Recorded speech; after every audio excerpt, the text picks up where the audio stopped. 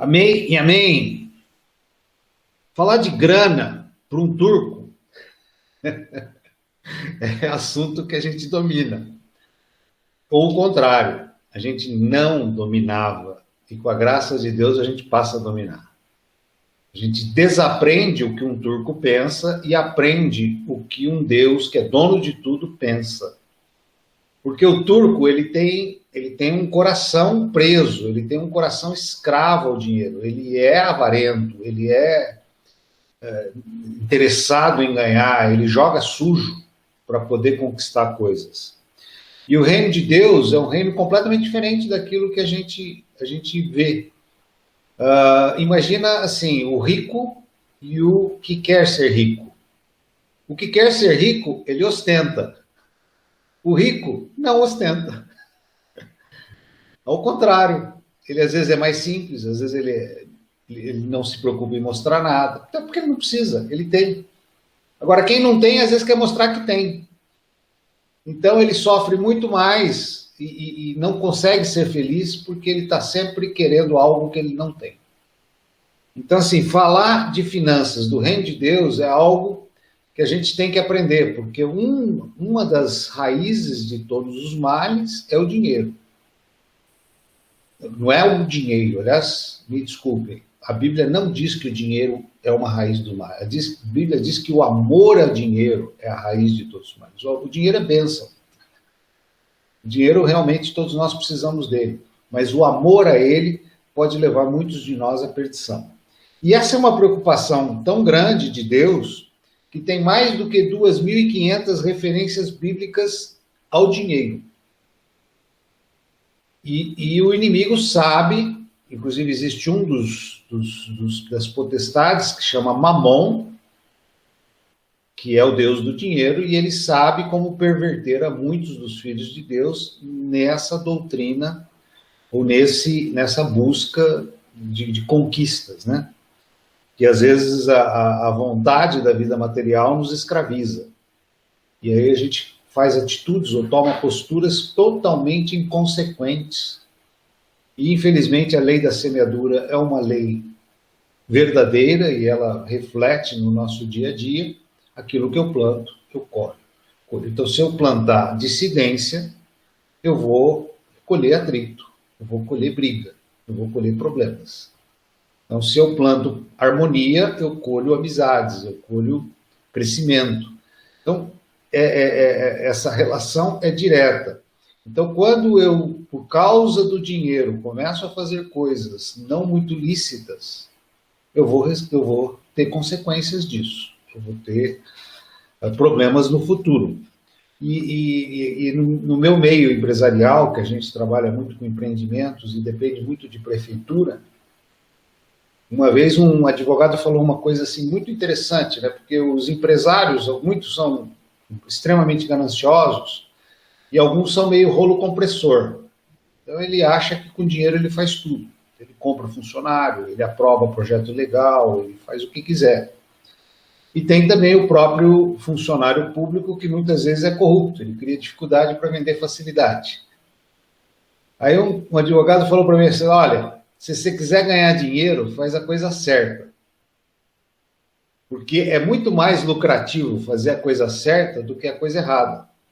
Porque a coisa errada, quando ela é pega, ela custa muito mais caro do que qualquer vantagem que você possa ter conseguido naquela negociação. Porque não é só a multa e a punição pela coisa errada. Mas você começa a ter problemas policiais, você começa a ter problemas jurídicos de toda ordem, você começa a sofrer punição de toda ordem, e os corruptos ficam mais corruptos ainda para querer te defender. Então, assim, o prejuízo é muito maior quando você faz a coisa errada do que quando você faz a coisa certa. Então, assim, se quiser ganhar dinheiro, faça a coisa certa. É mais lucrativo do que fazendo pelos caminhos ilícitos. Bom, o outro princípio que a gente tem que ter é que às vezes a gente acha que conquistando algumas coisas ou conseguindo algumas coisas financeiras, a gente tem mais poder, a gente tem mais coisas. Só que para a vida cristã, quando a gente começa a entender que Deus nos planejou desde a fundação do mundo, que nós fomos gerados no ventre da nossa mãe pela graça de Deus, ou num projeto de Deus, então a nossa existência inteira não é nossa, não pertence a nós, pertence a Deus.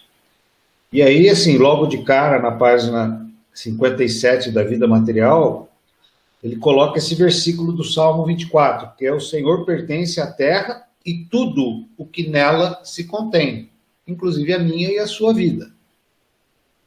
O mundo e os que nele habitam, ou seja, todos nós, né? Então, nós não somos donos de nós mesmos, principalmente se somos cristãos.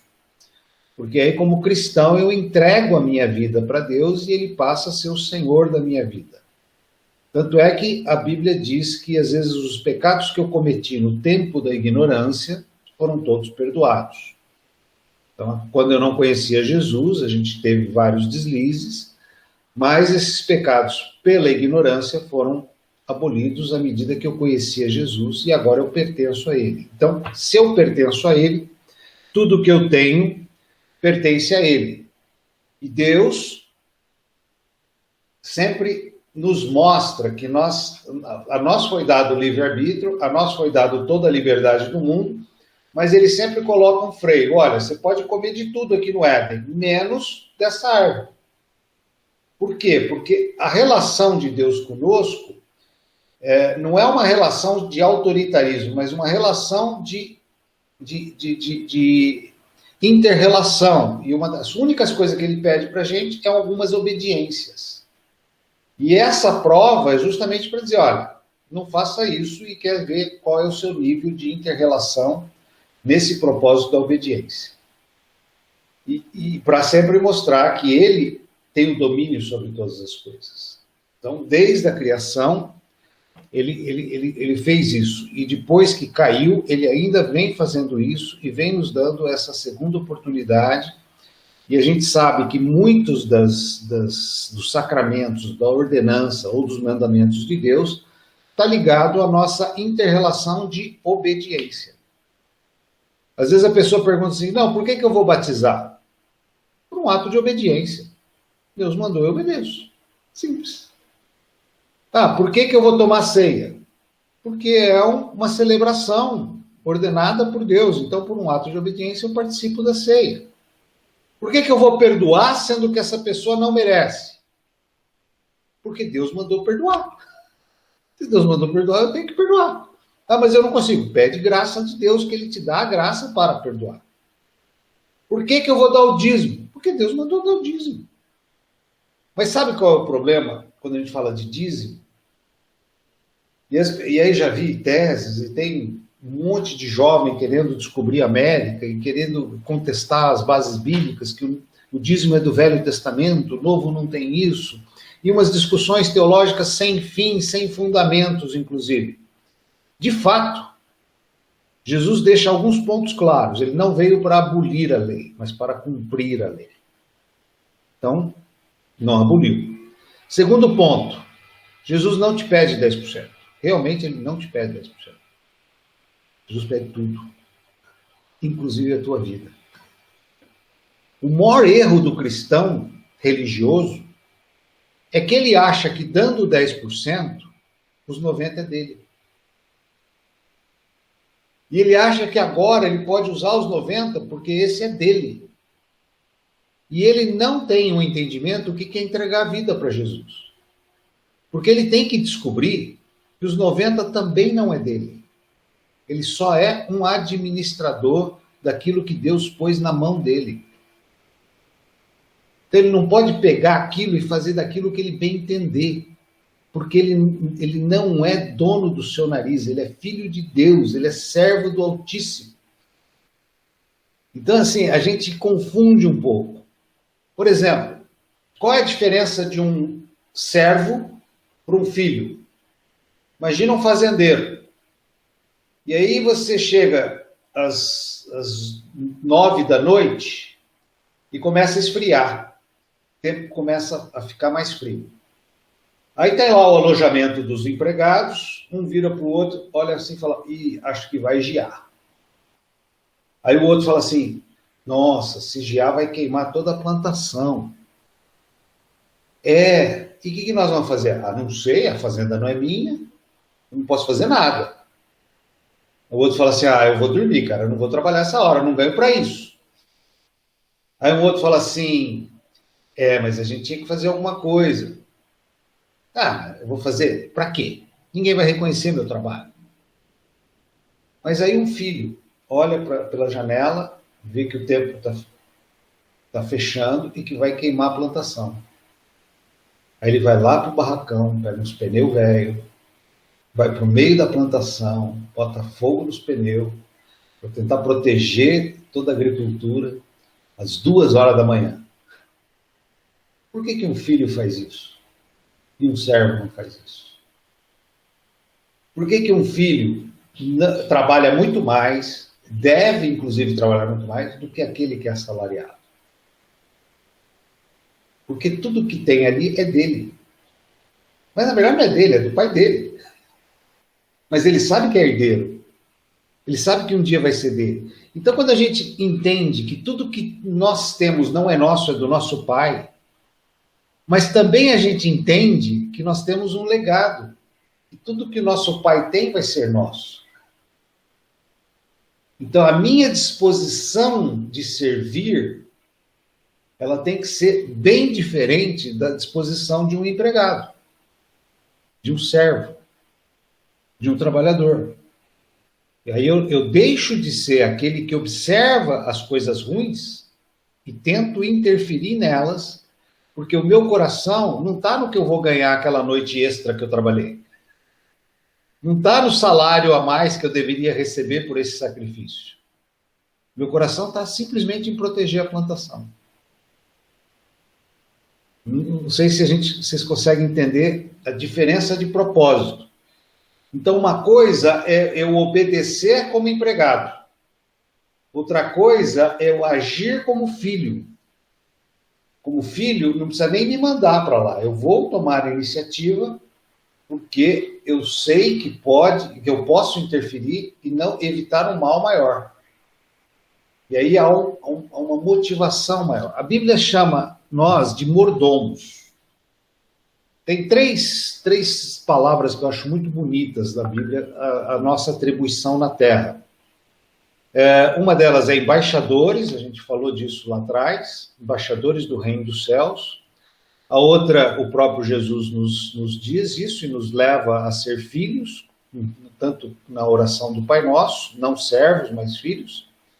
E essa questão do mordomo, nós somos mordomos de Deus no palácio do rei, vamos dizer assim. Tá? Neemias ele era dispenseiro, ele cuidava da dispensa.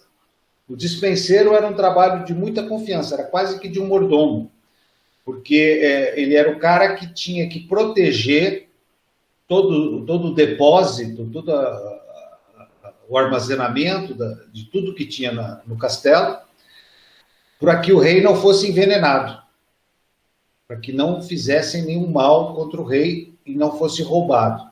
Então o dispenseiro chegava ao ponto, às vezes, de provar a comida antes de servir ao rei, porque se alguém tentasse envenenar o rei, o dispenseiro morria antes. Ele era um guardião. E é mais ou menos a figura do mordomo. O mordomo, ele cuida de toda a casa, ele gerencia toda a casa, toda a riqueza, todos os bens, a despensa, só que ele não é dono. Ele é só o mordomo. Ele faz isso tudo protegendo o dono. Então nós somos mordomos de todos os bens que nós temos. Então se eu tenho um carro zero, eu sou um administrador desse carro zero. Então se eu uso ele mal, se eu destruo ele, eu não estou destruindo o meu carro. Eu estou destruindo um carro que o meu rei deu para eu cuidar. Você já viu um motorista particular, como é que ele dirige um carro? Com o seu patrão sentado no banco de trás? Você acha que ele faz barbeiragem? Você acha que ele sai cantando pneu? Não, ele zela por aquele carro. Ele cuida daquele carro. E o patrão está atrás, se ele fizer alguma coisa errada, vai chamar a atenção dele. Então, assim, quando a gente entende que tudo que nós temos, tudo que Deus nos colocou como bens, é dele, e nós somos mordomos de Deus para administrar tudo isso que ele nos deu, muda a nossa relação, os nossos valores, a nossa ganância, o nosso propósito de conquistar coisas. Nós não precisamos mais. Porque o nosso patrão é milionário. Nosso patrão é dono do ouro e da prata. Nosso patrão é aquele que tem todas as coisas. E ele nos garladoa, ou ele nos presenteia, ou ele nos supre na medida que ele quer. É uma passagem linda que o Senhor chamou trabalhadores às 8 da manhã, às 10 da manhã, meio-dia, às 3 da tarde, às 5 da tarde, às 6 horas ele foi pagar os funcionários e ele pagou todos iguais. E aí eles ficaram indignados, porque o que entrou às 8 estava recebendo o mesmo que o que entrou às 5 da tarde, e ele dá uma resposta assim eu faço o que eu quero, e pago quem eu quero do jeito que eu quero. Ponto final. A gente não tem que ficar olhando o outro. A gente não tem que ficar buscando o que não é nosso. Mas a gente tem que receber o que é nosso com muita alegria, porque o que nós estamos recebendo vem da mão de Deus. O que nós estamos tocando vem do Pai. E Ele está nos dando para sermos mordomos daquilo e não donos daquilo. Para administrarmos aquilo da melhor forma possível. Da melhor forma imaginável. Se eu tiver muito, eu vivo com muito. Se eu tiver pouco, eu aprendo a viver com pouco. Às vezes a gente sofre desnecessariamente, porque tem coisas que às vezes a gente tem demais, tem que desconectar. Tem coisas desnecessárias, tem consumos desnecessários. Eu tenho um celular que eu nem sei o número dele. Aqui, alguém deve saber. Se é versão 6, 7, 8, 9, 10, 11, 12, eu não sei. Mas ele me atende perfeitamente. Sabe quem me fica incomodado para eu trocar de celular? Minha filha. Pai, o senhor precisa trocar de celular. Não, filho, ele está me atendendo, por enquanto está tranquilo. Não, mas o senhor precisa. Isso aqui é arcaico, isso aqui é antigo. Mas está me atendendo. E aí começa a me atazanar a cabeça que eu começo a achar até que eu preciso mesmo. Mas, assim, se a situação é favorável, tudo bem. Mas se a situação é contrária, eu preciso me desconectar desses valores. Eu não posso deixar isso me levar a uma situação da qual eu não tenho condições de fazê-la agora. Porque isso vai ter uma consequência. Eu vou deixar de fazer alguma coisa prioritária para fazer essa outra, que nem sempre é prioritária, para poder atender um ego, uma necessidade que nem sempre é necessária. Né? Então, essa coisa de aprender a viver com pouco ou a viver com muito é uma graça de Deus para quem sabe que é apenas um mordomo das coisas de Deus e não próprias. Então, primeira coisa, saber que é mordomo. Por exemplo, qual é o maior problema nosso quando a gente não é mordomo? Por quê? Nós administramos bem, fomos mandados embora. Para o homem, principalmente, eu não sei as mulheres também, mas a sensação de desemprego, para quem já esteve desempregado, sabe disso, é uma sensação de impotência horrorosa. É uma sensação de incapaz de fazer aquilo para qual nós fomos criados, que é ser supridor. É uma sensação muito chata de incapacidade. E alguns chegam a ser depressivos nisso. Que também é um erro, porque só o desemprego não me caracteriza como incapaz. Desemprego é um sentimento que o cristão não deve ter. Eu posso não ter um trabalho remunerado, mas trabalho não nos falta. Então, se eu tenho o entendimento que trabalho existe, aí eu deixo de ficar preocupado com o emprego com salário. Eu vou procurar um trabalho digno. O que é um trabalho digno? Eu não tenho um emprego com salário, eu posso levantar de manhã e consertar a fechadura daquela porta que está quebrada.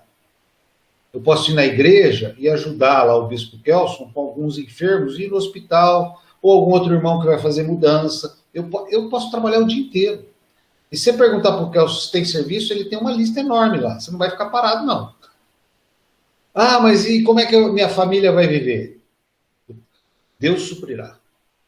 A gente já viu isso. A igreja te dá uma cesta básica, o cara consegue um suprimento aqui, um irmão dá uma oferta, mas ele não fica deprimido, ele não acorda ao meio-dia e liga no Vale a Pena Ver de Novo.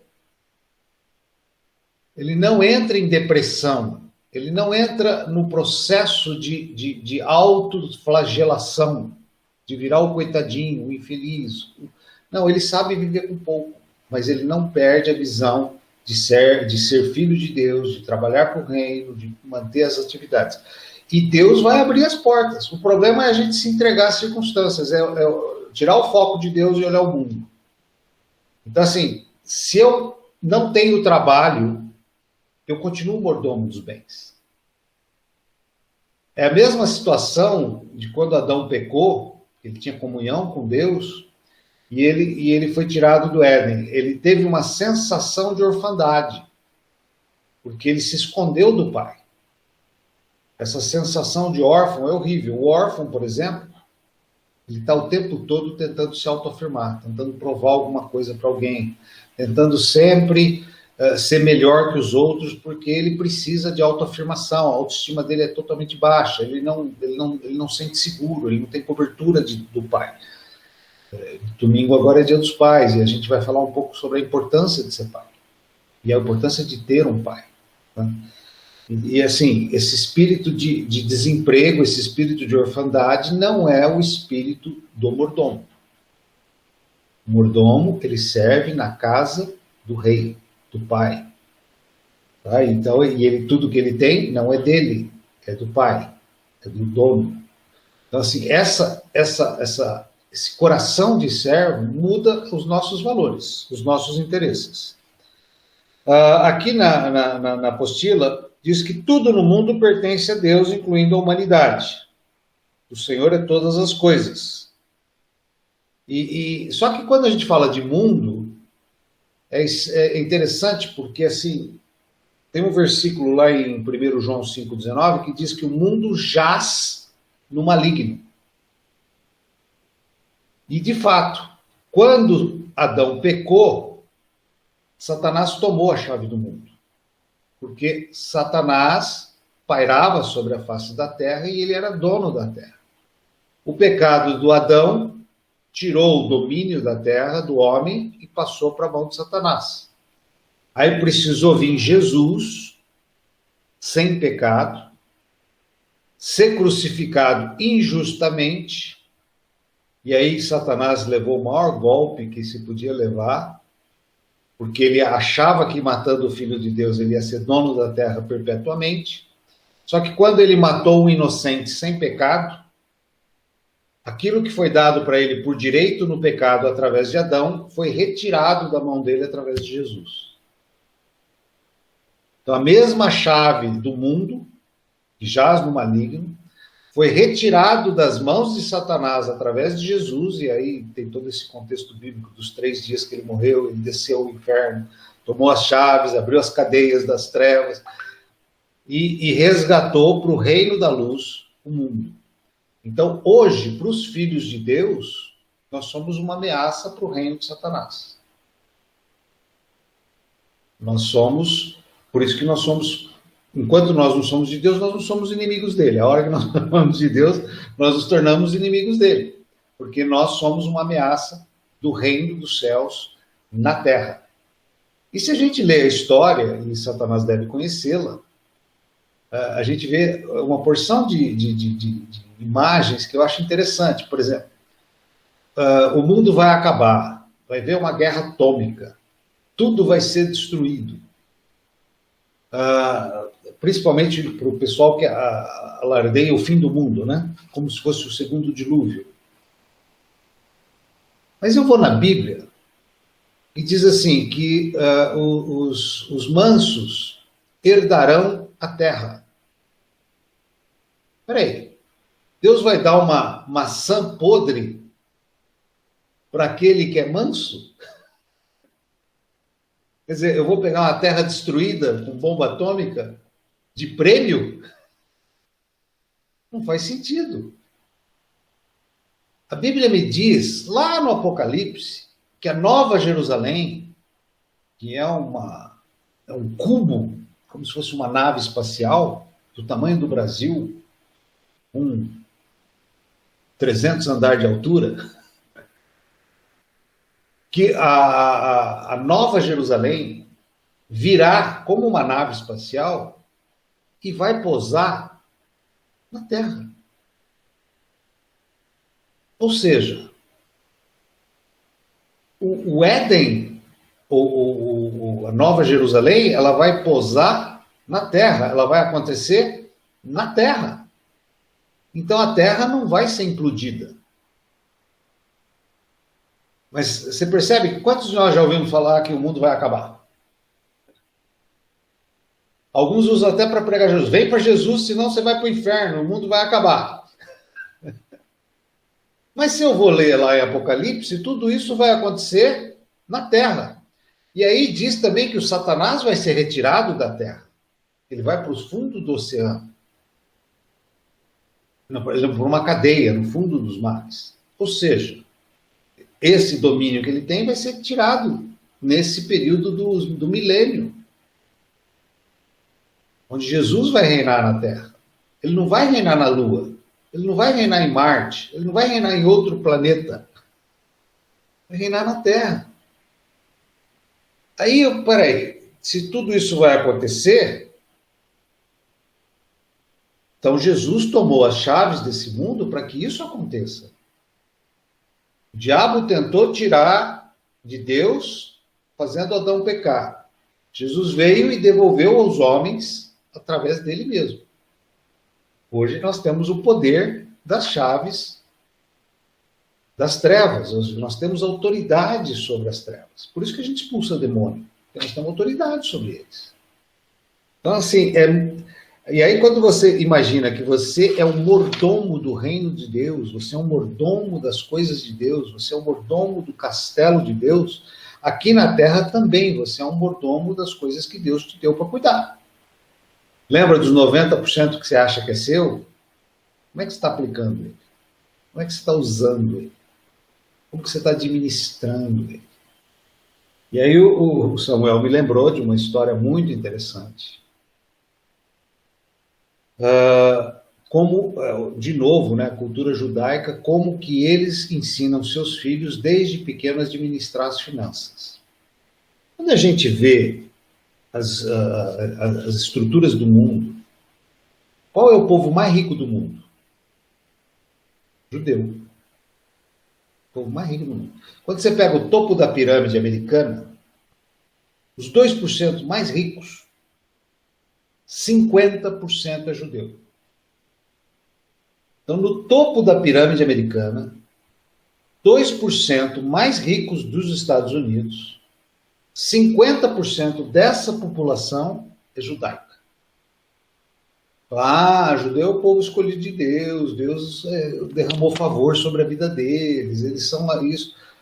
Porque eles são inteligentes, eles têm 20% dos prêmios Nobel do mundo, um paizinho menor que Sergipe. Mas aí quando você começa a ver na prática coisas tolas, fala, não, isso não é só dádiva de Deus, isso é disciplina, isso é forma de conduta, isso pode acontecer para qualquer um de nós. Todo judeu, desde pequeno, ele é ensinado a viver um degrau abaixo da sua classe social. Olha que interessante. Se eu nasci classe C, se a minha família é da classe C, eu vivo como se eu vivesse na classe D. Então, se eu ganho 10 mil reais, eu vivo como se eu ganhasse 8 ou 7. Eu vivo um degrau abaixo da minha classe social. Isso é cultural, eles são ensinados isso desde pequeno. Então, se você ganha 10, você dá o dízimo, fica com 9, você tira 20% disso e vive com 7, vamos dizer. Então, eles passam a ter um padrão de vida de 7 mil. O brasileiro é o contrário. O brasileiro ganha 10, não dá o dízimo e gasta 11.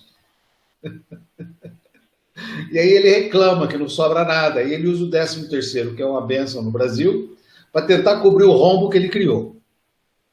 Como é que pode prosperar, gente? Não prospera. Como é que pode ter bênção? Não tem bênção. É a lei da semeadura. Você colhe o que você planta. Você plantou dívida. Você vai colher dívida. Você não vai colher fartura. Você não vai colher prosperidade. Nunca. Você plantou semear, reserva, poupança, seja lá o que for, você vai colher multiplicação. Então, assim, aí você olha, essa é uma das culturas judaicas. E eu, com 60 anos, eu fico imaginando, se eu tivesse feito isso desde os 20, eu estaria milionário. Como eu fui burro. Como eu perdi o bonde da história. Como eu deixei isso passar na minha vida. E outra, aí existe um outro fator, que aí sim, aí eu atribuo a graça, mas essa graça não é um privilégio do judeu, essa graça é para todos que são filhos de Deus ou para todas as pessoas que têm essa disciplina, que eu chamo do milagre de José. O que é o milagre de José? José chega para o faraó e fala assim, olha, separa 20% de todas as sementes e armazena, porque serão 7 anos de fartura e 7 anos de sequidão. Então, essa poupança de 20%, você vai guardar, criar armazéns e guardar. Ao final dos 7 anos de fartura, nós vamos sobreviver os 7 anos de seca com essa poupança. Mas eu gosto de matemática, eu gosto de matemática bíblica porque ela é realmente confusa. Se eu economizar 20% por ano, eu vou conseguir suprir a seca 1 ano e meio. Não 7 anos. Porque eu preciso de 5 anos para ter 100%. Você consegue acompanhar esse raciocínio matemático? Se não conseguir, não tem importância. Eu estou falando que você acredita. Então, assim, a lógica de José não se fecha na conta matemática. Aqueles 7 anos que ele poupou não são suficientes para cobrir 7 anos de seca. Mas aí é o que eu chamo do milagre de José. A disciplina e a poupança deram ao Egito não só a condição de suprir 7 anos de seca, como nesse período o Egito foi o único país do mundo que tinha reservas alimentícias e eles foram donos do mundo. Eles compraram o mundo todo só para entregar alimentos. O mundo todo foi buscar alimento no Egito. E o mundo todo se vendeu para o Egito. O Egito se tornou a maior nação do mundo. Porque eles tinham, nos dias de hoje, dinheiro, prosperidade, bênçãos. Só que você vai lá, a conta não fecha. Primeiro que o que eles tinham de reserva dava para suprir 1 ano e meio deles. Agora, suprir 7 deles e de todo mundo, onde está o efeito disso? Como que isso é possível? Isso eu chamo do milagre de José. Então, se você tiver disciplina, se você tiver poupança, Deus vai levar você a uma multiplicação sobrenatural. Deus vai fazer coisas que você não espera. Dependendo de como você aplicar esse dinheiro e você se submeter à vontade de Deus, talvez fique numa poupança, talvez vá para uma bolsa, talvez vá para algum tipo de investimento, mas nas mãos de Deus isso multiplica. E lembra que Deus, na parábola dos talentos, ele fica bravo com o cara que enterrou. Ele falou, você podia pelo menos colocar na poupança, né? Pelo menos rendia juros. Mas não, o cara enterrou o dinheiro. Então, assim, Deus quer que você guarde esse dinheiro, aplique esse dinheiro, invista esse dinheiro, e aí Deus vai fazer a multiplicação. Tem um livro interessante de um eu nem lembro o autor, mas se chama Pai Pobre e Pai Rico, que ele fala que você começa a ficar rico quando começa a sobrar. Mas ninguém começa sobrando, todo mundo começa economizando. E aí esse dinheiro vai sendo aplicado, você vai, por exemplo, você pode adquirir um imóvel, e aí você tem o aluguel do imóvel, vai agregar mais ganho, mais reserva, e isso vira uma bola de neve. Imagina se eu tivesse guardado esses 40 anos, eu já teria vários imóveis e eu estava vivendo de aluguel. Só que não, nem aposentadoria eu tenho que correr atrás do tempo perdido. Mas aí a gente olha aqueles judeus milionários e acha que eles nasceram com a graça, que tudo para eles prospera. Não é verdade, é só disciplina. E disciplina, e a graça vem. Aí vem o milagre de José e multiplica os bens. E as coisas acontecem. Por exemplo, o camarada faz coxinha e vende na rua. Só que ele consegue se disciplinar a economizar. Aí ele economiza 2, 3 anos. Aquela economia não cresceu, mas ele já tem o dinheiro para comprar uma máquina que, em vez de produzir 50 coxinhas por dia, ele passa a produzir 1000 por dia. O negócio dele vai crescer e vai multiplicar. Porque ele teve disciplina, estou falando do pequeno, hein? Isso em todas as escalas. Teve disciplina de poupar, chegou num ponto que ele tem uma clientela, ele pôde investir numa máquina, num equipamento que aumenta a produção dele, e simples aumenta a produção dele, o ganho dele dobra. Ah, o cara nasceu com toda a sorte do mundo. Não, ele só é disciplinado. E essa disciplina vale para mim e para você. Agora, qual é o propósito? Eu volto ao conceito, nós somos mordomos. Quando a parábola dos talentos, Jesus conta, ele elogia aquele servo bom e fiel, foste fiel no muito, no pouco, no muito te colocarei, é sinal que a gente tem que aprender a viver com o pouco e com o muito, da mesma forma. Da mesma forma. Isso não muda meu coração, isso não muda a minha relação com Deus, porque no pouco ou no muito não é meu, é de Deus. Eu sou só o administrador disso tudo. Lembra que eu falei para vocês semana passada que vocês iam aprender a como ficar rico? Sorte do Júnior, que é o mais novo de nós. Pode ficar mais rico que nós. Ainda dá tempo. Dá tempo. Recebam isso. Isso é uma dica de Deus para nós. Lógico, nós estamos falando aqui de administrar, que nós não somos os donos disso, nós somos administradores do reino. E quando a gente é administrador do reino, até para investir, Deus vai direcionar o nosso investimento. Deus vai nos fazer investir na coisa certa. Não estou contando aqui histórias de pirâmide, de comprar bitcoins.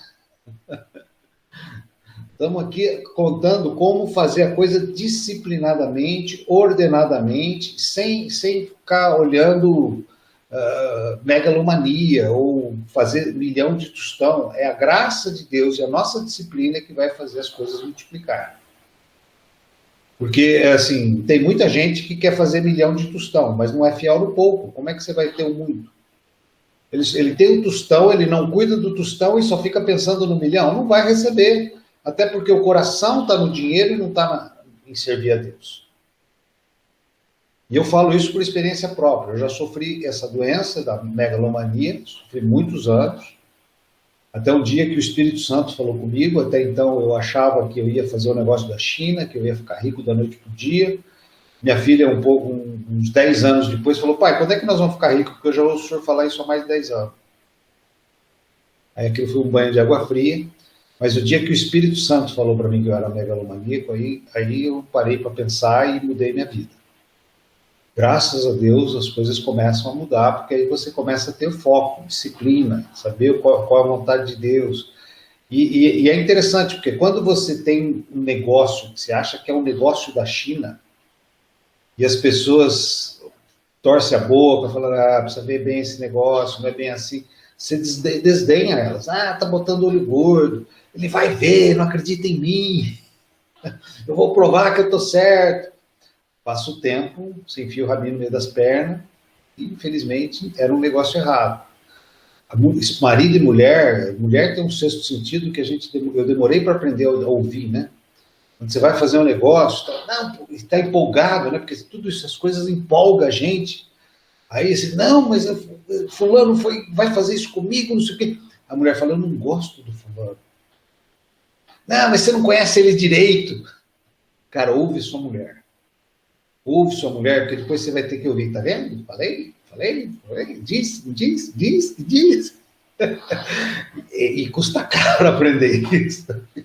Fora o fato de você não ouvir, você faz a burrada. E depois você tem que assumir que ela tinha razão. Mas, na verdade, esse sexto sentido, essas coisas fazem parte desse processo de Deus alertando a gente. Infelizmente, às vezes a gente aprende pelo caminho mais difícil. Mas a graça de Deus nos dá uma segunda chance.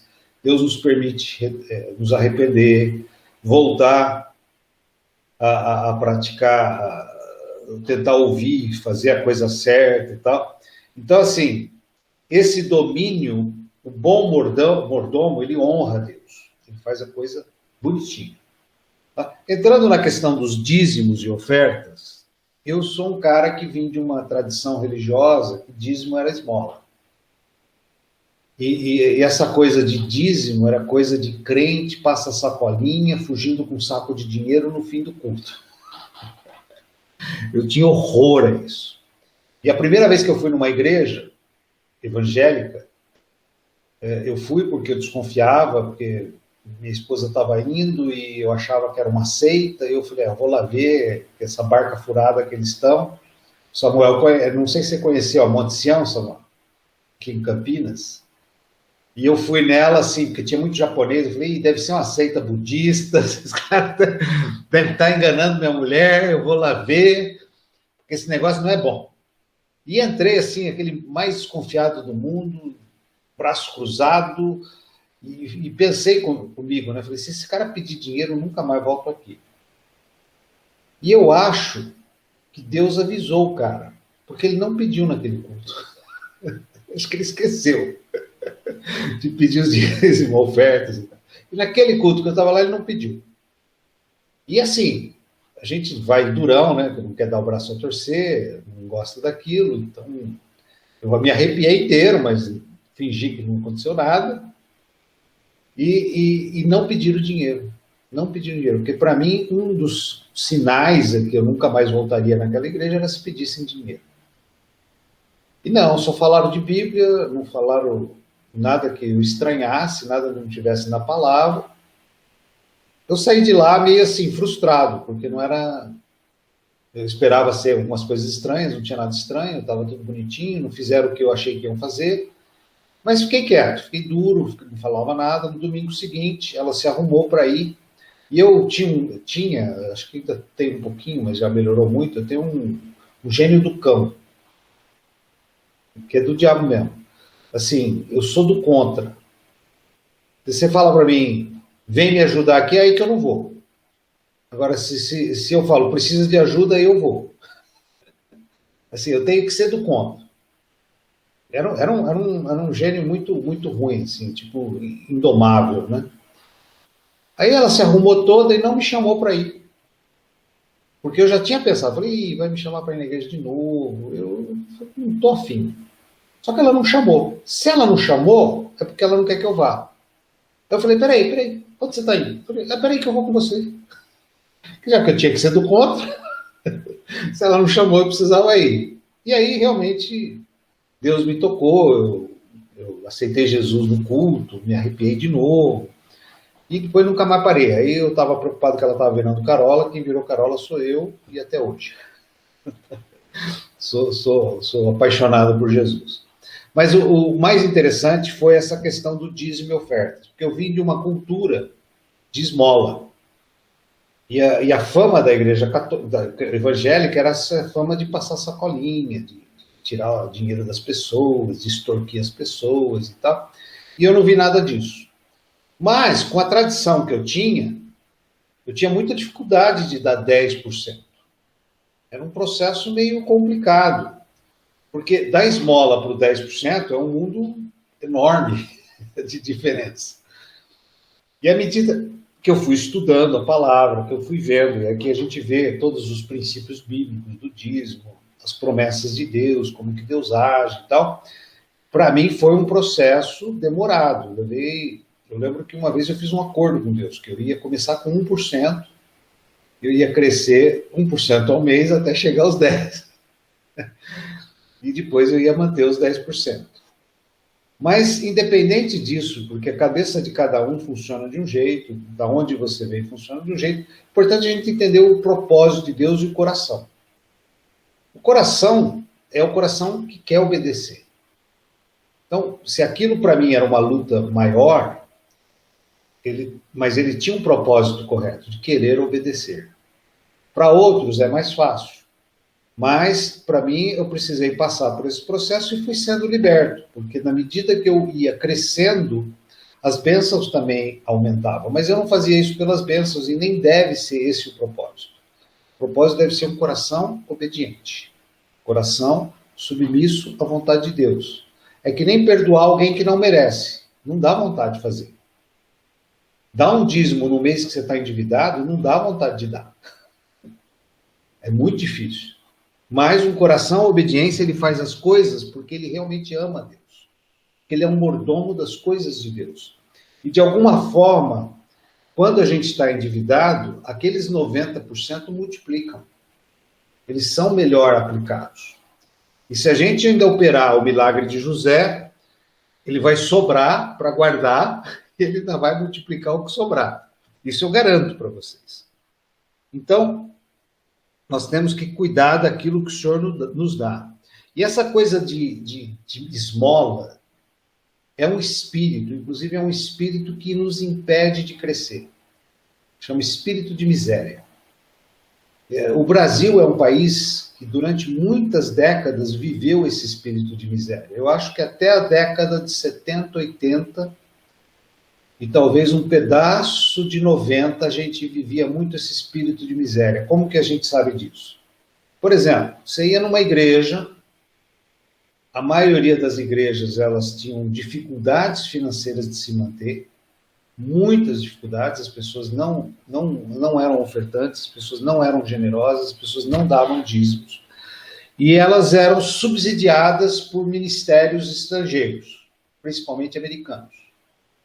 Um americano, quando vinha para o Brasil, ele vinha com recursos próprios e ele não recebia oferta, ao contrário, a igreja que o recebia achava que ele tinha que ofertar na igreja. Tamanho o espírito de miséria que pairava naquela igreja. Então, ela não só recebia um americano, como ela queria que ele deixasse ali uns $1.000 de oferta para ajudar aquela igreja coitadinha, miserável, sem condições de sobrevivência. E ele vinha e ministrava e ia embora, tudo com recurso próprio, e abençoava aquela igreja. Esse era o espírito das igrejas no Brasil, na década de 70, 80. À medida que as pessoas foram entendendo o Evangelho, foram descobrindo o Evangelho, foram realmente entendendo a questão do dízimo, entendendo a questão das ofertas, as igrejas brasileiras começaram a prosperar, financeiramente falando. E no final da década de 90, quando trazia um americano, um europeu para pregar aqui, a igreja pagava as passagens, a igreja pagava a hospedagem e ainda dá uma oferta para o cara quando ele vai embora. Então, o americano vinha para o Brasil, ele pregava em 10, 20 igrejas e saía com uma boa oferta para voltar para casa. O ministério dele era abençoado. E à medida que o Brasil começou a fazer isso, o Brasil foi abençoado. O país começou a viver uma nova realidade. Olha que doideira. Às vezes a gente não tem essa noção do mundo espiritual que envolve isso. E eu posso dizer essa questão do espírito de miséria porque eu vi isso na Índia e vi isso na África. E na Índia nós demos um curso de líderes e uma das matérias que eu ministrei era sobre esse espírito de miséria que paira sobre eles. Nós brasileiros, pregando na Índia, pagamos a passagem, pagamos a hospedagem e eles esperavam que nós dessemos uma oferta. E era obrigação nossa de ajudá-los, porque eles são miseráveis, eles não têm nada, eles passam fome. A roupa do corpo deles é tudo surrada, eles são muito pobres. Então, assim, o fato deles serem pobres não significa que eles não possam ser bons mordomos. É aquela coisa de você ir num barraco, e eu já vivi isso, e ele está limpinho, com as plantinhas regadas, verdinhas ou floridas, e você ir num barraco e ele está tudo quebrado, tudo abandonado, as plantas tudo seca. Ah, porque eu sou pobre, porque eu sou pobre. Não, pobre, mas limpo, né? Sou pobre, mas sou limpo, né? Sou pobre, mas sou cheiroso. Na verdade, assim, é a conduta de caráter das pessoas é que faz a diferença. Então, pode ser até chão batido. Eu cheguei, teve alguns barracos que eu visitei, eu fiz alguns trabalhos em favela, e é impressionante quando você vê quando uma pessoa é limpa e uma pessoa é suja. Ah, porque eu sou pobre, então eu tenho que roubar. Não, tem muito pobre de bom caráter, pessoas honestas. E Deus abençoa essas pessoas. Não precisa apelar, não precisa fugir dessa realidade. Então, esse espírito de pobreza, ele é um espírito que tem que ser abolido da nossa vida. Ou de ganância, que é o contrário, né? Aquela coisa de querer o que o outro tem. Aquela coisa da grama do vizinho é mais verde. Tem uma coisa que me pega, eu falo, Deus, eu preciso acabar com isso. Porque ainda às vezes eu me percebo nisso. Não sei se já aconteceu com vocês, você ir num restaurante, cada um pede um prato. Parece que o prato do vizinho é mais gostoso que o meu. Puxa, eu devia ter pedido aquele prato. Por que que eu... Então, assim, esse tipo de coisa a gente tem que parar. Deus, obrigado pelo prato que eu pedi. Eu pedi o que eu queria. Por que eu tenho que ficar de olho gordo do vizinho? Por que eu tenho que ficar comparando com o do vizinho? Por que não tem esse espírito de gratidão, esse espírito natural, esse espírito, sabe, de graça? Não. Ah, o bife dele está maior que o meu. Assim, por que isso? Então, assim, a gente tem que não ter o espírito de pobreza e também não ter essa murmuração. Por exemplo, o 10º mandamento, que é não cobiçar. Interessante que cobiça é desejar o que o outro tem. Cobiça a mulher do próximo. Ela é mais bonita que a minha. Quer dizer, o que o outro tem, você fica de olho, em vez de você ser grato pelo que você tem. E se tem, dê graças a Deus por ter, porque eu fiquei 6 anos viúvo e eu sei como é difícil ficar sozinho. Como é difícil você não ter uma companheira para compartilhar, uma companheira para tirar dúvida, uma companheira para tomar uma decisão. É muito difícil.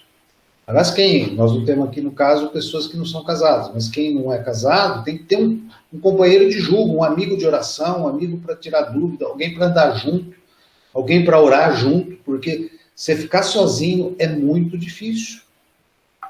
E aí a pessoa fica de olho na mulher do próximo. Para, cara. Aprecia o jardim que você tem. Se ele não está verdinho, rega mais. Cuida melhor. Trate ele. Deixa ele muito bonito. Então, assim, fazer as coisas com o coração obediente é muito importante. Tratar os espíritos de equilíbrio, de sabedoria, não se deixar levar pelo espírito de misérias, fazer de coitadinho, e nem pelo espírito da ganância, o demônio mamon, também nós temos que vigiar isso. Isso pode atrapalhar nossa caminhada. E como atrapalha? O Kelson às vezes brinca e fala sério, na verdade eu acho que ele fala sério, ele não brinca. Tem alguns irmãos que ele ora para nunca ganharem dinheiro. Porque ele acha que vai se perder. E não precisa ir longe. Se a gente olhar aí os políticos, né, novos, os caras que se elegem do nada, a gente vê muitos se perdem rapidamente com o poder. com, com a situação de controle deles. A gente vê vários assim caindo já rapidamente, mudando de opinião, mudando a maneira de ser. Então, assim, existe realmente o perigo de algumas pessoas, e eu sempre orei nesse sentido. Deus, não me deixa ficar rico se um dia eu me afastar de ti. Se for para me afastar de ti, eu prefiro continuar sem ganhar dinheiro. E faz uns 20 anos que eu tenho orado assim, até agora não veio, mas se vier, eu acho que eu já estou preparado. E se não veio, é porque Deus conhece meu coração. Ele sabe todas as coisas. E se vier, ele sabe que eu estou preparado. Porque eu peço, continuo pedindo, e se ganhar, eu vou continuar pedindo, para que isso não me separe dele. Porque tem gente que eu conheci empresários que foram ricos e ficaram pobres. Pessoas que eram arrogantes, soberbas, intragáveis. Quando ficaram pobres, ficaram humildes. Aceitavam opinião. Pediam ajuda. E aí, eu tive um caso muito simbólico, né, que era um empresário de São José do Rio Preto, e a gente começou a fazer um empreendimento, e ele era um cara humilde. Tinha sido rico, ficou pobre, ficou humilde. E aí, assim, gente, é impressionante. No primeiro sopro de prosperidade, que o empreendimento começou a entrar dinheiro, eu fiquei impressionado como esse cara já mudou o discurso, voltou a ser arrogante, voltou ao que ele era antes. Assim, no primeiro sopro de prosperidade, eu falei, gente, nem chegou o dinheiro ainda, o cara já está começando a rotar caviar, já está começando a fazer malcriação, já está começando a pisotear as pessoas. Imagina a hora que entrar mesmo, esse cara vai ficar intragável. Então, assim, nós temos que tomar muito cuidado, porque realmente essas coisas às vezes acabam entrando como uma cilada. A gente vê que famílias que se destroem por causa da discussão de herança, sociedades que se... A sociedade eu acho incrível, né? Porque se conversar com 30 sócios, né? Por exemplo, 30 pessoas tiveram uma sociedade, então 15 empresas de 2 sócios, né? Aí você conversa com os 30 que faliram, todos eles dizem que foram roubados pelo sócio. Mas a conta não fecha, porque se 15 roubou, os outros 15 são vítima. Mas você conversa com os 30 roubaram. Aliás, os 30 foram roubados. Então tem uma inversão de entendimento das coisas. Peraí, tem coisa errada, os valores são mudados. Então todo mundo é vítima, todo mundo... Ninguém errou, faliu porque foi roubado, faliu porque o sócio fez errado, faliu porque o outro é culpado. Ninguém assume a culpa. Então essas coisas do dinheiro, ela realmente, se a gente colocar o coração nela, ela é um crime. E aí o dízimo, aí ele passa a ter uma medida da liberdade do seu coração. O cara que alegremente dispõe de 10% do seu ganho devolvendo a Deus, ele mostra que o coração dele não está preso nisso. O temor dele a Deus é maior do que a ganância dele. E Deus se alegra com isso. Deus libera bênção diante desse coração. Não diante de uma permuta. Se a gente for ver aqui, vocês vão ver na apostila, lá em Malaquias, há um monte de promessas, né? Que ele anula a maldição, ele abre as portas do céu, ele repreende o devorador. Tem um monte de promessas aqui sobre as bênçãos do dízimo. Mas o problema não é as bênçãos do dízimo. O problema é o coração que dá os 10% e qual é o coração que fica para os 90%. Como que é o coração que vai administrar aqueles 90%? Vai ser um daqueles administradores, servo bom e fiel, fiel no pouco, no muito te colocarei? Ou vai ser aquele que enterra, aquele que gasta mal, aquele que administra mal, aquele que gasta dissolutamente, né? Que é uma expressão lá do filho pródigo, né? Então, assim, o importante é não deixar o coração ser captado por esses valores. E eu falo isso com muita autoridade. A minha descendência árabe é uma descendência forte, judeu, árabe, é tudo avarento por natureza, tudo a gente é chamado de mão fechada, né? Mas a gente pode ser transformado, Deus nos transforma. Hoje eu acho que eu sou uma mão aberta, hoje eu acho que eu sou um cara generoso. E quando ele fala de generosidade aqui, eu diria assim que mais do que ser generoso, vamos ser extravagantes. Vamos além da generosidade. Vamos ter aquela disposição de dar mais do que receber. Ah, mas você não sabe as dificuldades que eu tenho. Eu sei. Eu já falei com vocês da síndrome da máscara de oxigênio, não falei? Não falei? Você vai no avião, a aeromoça orienta você sobre a máscara de oxigênio. Então você imagina que você tem uma criança e um velho do seu lado. Criança de um lado e um velho do outro. Se descer as máscaras, o que você faz? Você põe na criança ou põe no velho? Põe em você. Essa é a regra que é ensinada todo voo. Primeiro em você. Porque se você colocar a criança não vai te socorrer. Você vai morrer. Se você colocar no velho, o velho também não vai ter agilidade para te socorrer. Você vai morrer. Então, primeiro coloque em você e depois você socorre os outros. Isso vale para ofertas também. Às vezes a gente vai ficar tão sensibilizado com o irmão que está passando dificuldade, que você vai tirar da carne para suprir aquele irmão, ou seja, você está deixando de alimentar seus filhos para alimentar um estranho, está errado. Alimente você primeiro, e aí você vai ter graça para alimentar os outros. E às vezes eu já vi muito isso, igrejas que tentam usurpar de uma forma uma oferta. Não sei se você já viu isso, de o cara pegar a chave do carro e entregar lá na igreja. Porque ele induziu a mente a uma bênção presente ali naquele momento, que se você fizer isso, você vai entregar um Fusca e vai receber uma BMW. E aí, pela fé, o cara vai lá e entrega o Fusca, achando que no dia seguinte vai ter uma BMW na porta da casa dele. E há todo um contexto histórico, toda uma fantasia que é escrita de bênçãos e um monte de história de milagres. E aí a pessoa vai ouvindo aquilo, ela recebeu um pagamento de R$2.000 para viver aquela semana, mas ela vai ouvindo aquilo e fala, não, Deus vai me abençoar, ela pega aquele envelope e dá tudo de oferta. E aí chega com a maior cara lambida em casa, como se tivesse passado no cassino e perdido tudo.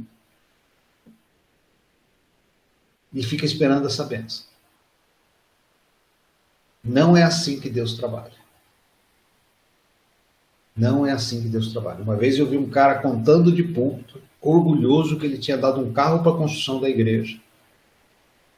E eu fiquei assustado, porque ele contava com a maior desenvoltura da generosidade que ele tinha, do amor pela obra que ele tinha. E aí eu conheci um pouco da história. Ele, a esposa, com 3 filhos, ficaram 3 anos sem carro, porque ele deu o carro para construir o prédio da igreja. Desequilíbrio total. Ele sacrificou a mulher e os filhos por uma vaidade ou por uma necessidade de aplacar um sentimento de culpa. Porque a gente vê muito artista fazer isso. Ele dá R$1 milhão numa oferta para aqueles que estão desabrigados na enchente, não sei de onde.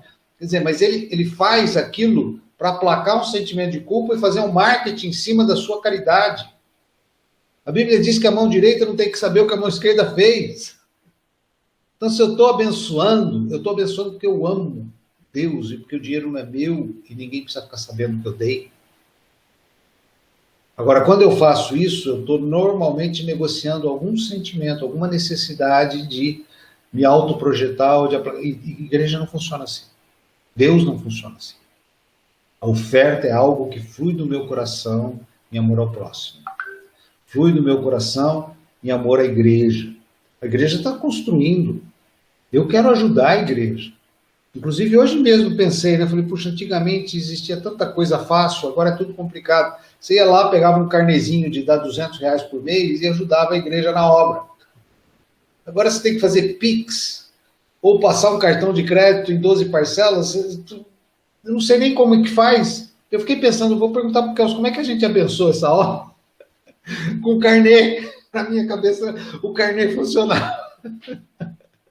E agora a gente não sabe nem como é que faz para ajudar, ou para ofertar, ou para ser generoso, ou para ser extravagante. Então, assim, eu falei, poxa, eu preciso entender isso, porque eu quero ajudar, eu quero contribuir. Apesar que, assim, eu fiz o projeto, tem algumas contribuições, mas eu quero dar, eu tive hoje lá na obra, e você vê tudo é muito caro, tudo é muita coisa, tijolo é caro, concreto é caro, ferro é caro. Eu falei, não, eu preciso me envolver com isso. Mas, assim, eu achei interessante porque eu falei, mudou tantas coisas que para mim seria assim, poxa, vamos criar um carnezinho? Aí é capaz de alguém olhar para mim e falar, peraí, não existe mais carnê. Você pode passar o cartão de crédito em 12 parcelas e pronto, está resolvido o assunto. Eu falei, mas não era essa a ideia é que eles recebessem mensalmente, e o cartão de crédito eles vão receber tudo à vista. Então, eu não sei nem como funciona esse negócio de debitar os juros e tal, como funciona isso. Mas, curiosamente, assim, falando dessa generosidade extravagante, dessa maneira de ofertar, independente da necessidade pessoal, mas um coração livre, um coração que dá com alegria, um coração que participa com alegria, que ajuda com alegria, sem reter. E a base da generosidade, eu diria que ela tem 3 estágios aqui, né? Ele fala de compaixão, não é por pena, é tudo isso que eu já até falei, né? Não é por sentimento de culpa. Mas, assim, a base, eu tenho 3 tipos de generosidade. Eu tenho generosidade comigo mesmo, lembra da máscara de oxigênio, que é uma sabedoria e uma boa administração. Então, eu ser generoso comigo é saber administrar, lembra da administração dos 20%, e buscar sabedoria, buscar discernimento, buscar onde aplicar, como usar o dinheiro. Eu tenho que ser generoso com Deus. Com Deus eu vou dar os dízimos e as ofertas. E eu tenho que ser generoso com o próximo. Eu vou ajudar o próximo. E ajuda ao próximo pode ser em dinheiro, mas nem sempre é dinheiro. Às vezes é uma carona, às vezes é um estar junto, às vezes é só ouvir. Tem gente que precisa falar, gente. E não acha com quem falar. Não precisa emprestar um ouvido. Aí você tira, destarracha ele, leva para sua casa e depois você me devolve. Empresta seu ouvido para a pessoa, deixa ela falar tudo que ela quiser. Tem gente que precisa disso. Então, às vezes, é um pouco de tempo. E às vezes a gente acha que não, é só dinheiro. Não, essa é generosidade e oferta, tá? Alguns cuidados aqui, advertências, tem muitos versículos na última página, depois vocês leem, mas é tudo relacionado a fazer a coisa certa. O empregado, o empregador tem que saber lidar com isso. A gratidão é o fiel da balança. O japonês, que nem é cristão, no Japão, ele senta na mesa e ele agradece o patrão pelo arroz que está na mesa. Isso é um coração grato, uma relação de funcionário e patrão a mesma coisa, agradece o funcionário que Deus mandou, que está servindo. Alguns alertas sobre a preguiça. Preguiça é um negócio muito ruim na Bíblia. A forma de administrar, como trabalhar esses bens, a Bíblia alerta para não ser fiador. Fiador é um problema muito sério. A questão da fé e da generosidade no casamento, como decidir junto, fazer junto, ofertar junto. Principalmente quando você tem assim, um sentimento de ajudar alguém de uma forma extravagante, busca uma confirmação do cônjuge. Se não tem a confirmação, é melhor não fazer. Agora, se tem, corre para fazer. Tá? E tratar desses assuntos no planejamento antes de casar, uma construção de uma casa, a gente sabe que o cara vai construir uma casa de 1 milhão e ele tem 500 mil, é loucura. Não adianta, é um passo em falso. Mas eu quero fazer, então busca um financiamento, busca fechar o valor que você precisa e planejar direitinho. Tá? E basicamente são esses pontos que está aqui, são 10 pontos, tá? E sabedoria, inteligência e conhecimento. Então, nós precisamos ter essas 3 coisas na área financeira. São assuntos sérios, são assuntos importantes.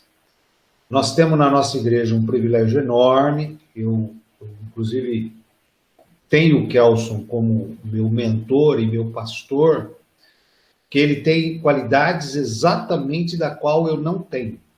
E uma delas é ser um bom administrador.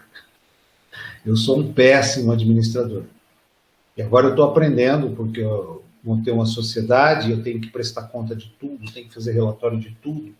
Então, eu até contratei um assistente de contabilidade, estou começando a arrumar a minha vida, que é uma bagunça. Mas, assim, ter um mentor que é organizado, ter um mentor que sabe administrar, no meu caso específico, o Kelson foi um cara, tem sido um cara muito bom para me ajudar. Então, assim, aquilo que você tem deficiência, procura ajuda. Procura orientação, procura saber a opinião de outros. Essa área é uma área muito nevrálgica. Então, nunca faça nada sozinho, nunca tome decisão sozinho, principalmente casais, tome decisão junto. Se acertar, acerta junto, se errar, erra junto, ponto final. Pô, abriu uma loja, faliu. Faliu. E quando você começa a ir mal no empreendimento, é uma loucura, porque os amigos da onça só te dão sugestões ruins. Por exemplo, a loja abriu, a gente cheio de dívida para poder inaugurou, aí não vende, vem alguém e fala assim, mas a sua fachada está muito ruim. Ou seja, você tem que investir mais um pouco. Aí você, então vamos investir na fachada. Mas vocês não fazem propaganda. Então preciso gastar com propaganda. Aí vem alguém, mas você não tem nenhum produto de oferta, você tem que comprar aí você vai na loja, você compra 1000 portas para tentar ter um preço lá embaixo, para tentar fazer uma oferta e não vende nada. Então, assim, parece um cassino. Quanto mais você aposta, mais você perde. E é uma loucura. E é uma loucura, porque você fala, Deus, o que está acontecendo? E você ora ainda por cima, né? Aí chega um dia que você fala assim, peraí, é melhor eu sair desse cassino do que eu tentar continuar. Acho que eu vou perder menos. E aí você decide um dia que você vai fechar a loja. E é interessante isso, porque a hora que você decide que você vai fechar, aí tudo começa a entrar nos eixos, porque não era nem para ter aberto, né? Mas aqueles 4, 5 meses de aluguel começa a ser negociável com a empresa, você paga 1,5 e ela encerra o contrato, aqueles materiais você consegue devolver uma parte, outra parte você consegue parcelar e diminuir a dívida, e aí você vai saneando a sua vida. Você vai levar 1 ano para resolver, mas resolveu. Então, assim, tem algumas coisas que se você, por exemplo, no meu caso, eu fiz essa sociedade e ouvi que não deveria ter feito, mas não dei ouvidos. Principalmente quando eu falei aquela coisa de marido e mulher, não sei se é a hora, mas eu estava tão empolgado que aí a pessoa vai se deixando levar. E aí você faz, e infelizmente durante o processo a gente ora muito, chora muito, clama para Deus, acha que Deus não ouve a gente. Depois que tudo passa, você percebe todos os erros que você cometeu, e você percebe como Deus é bom, e como que Ele te livrou de uma situação ainda pior.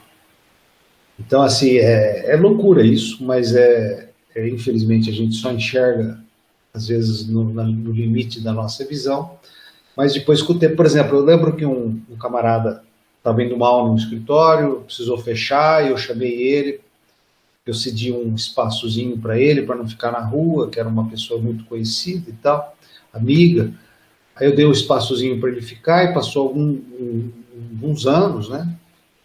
E ele passou a ser um parceiro de confiança, ele passou a ser quase que um sócio meu, uma pessoa que eu precisava de confiança, e essa pessoa assumiu esse cargo. Então é interessante, porque às vezes aquilo que você não espera, Deus está fazendo, Deus está abençoando. Então tudo tem um lado maior, com o tempo às vezes a gente enxerga como Deus está no controle de tudo, todo o tempo. Amém? Alguma dúvida?